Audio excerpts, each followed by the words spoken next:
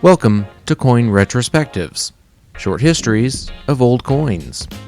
And this is the Shield nickel, minted from 1866 until 1883.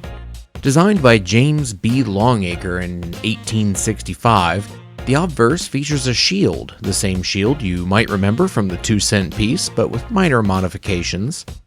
And the reverse features 13 stars with rays interspersed throughout.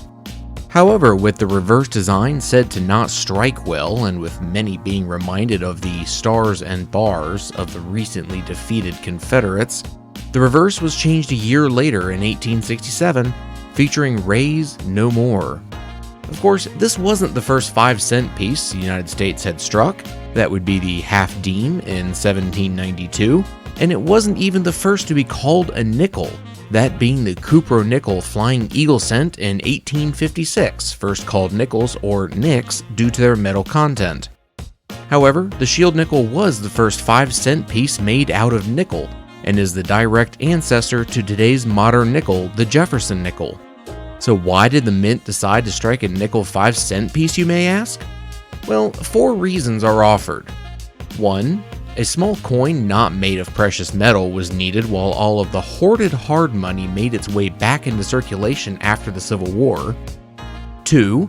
An industrialist by the name of Joseph Wharton owned a nickel mine in Pennsylvania, and he and his friends began to unfailingly hound Congress to mint coins with as much nickel as they could. 3.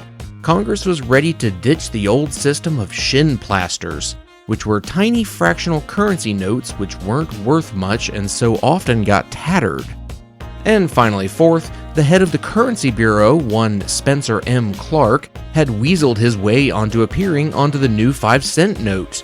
Congress was promised that, quote, Clark, close quote, would be appearing on the note, and upon finding it was not intended to be William Clark the Explorer, but some enterprising government clerk, their reaction was to end the 5-cent note entirely and ban all living persons from ever appearing on a piece of United States currency ever again. And thus, that leaves us with the Shield nickel.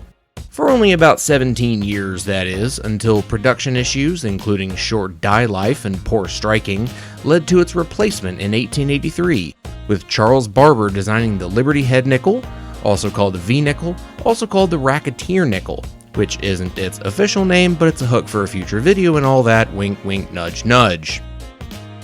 The Shield nickel is 75% copper and 25% nickel, with no mint marks as all were minted solely at Philadelphia. The key dates to look out for are 1877 to 1881, with 1877 and 1878 being proof-only issues. Today, the Shield nickel can still technically be found in circulation as it possesses nearly the same specifications as today's nickel, but you'd be hard-pressed to find one out in the wild.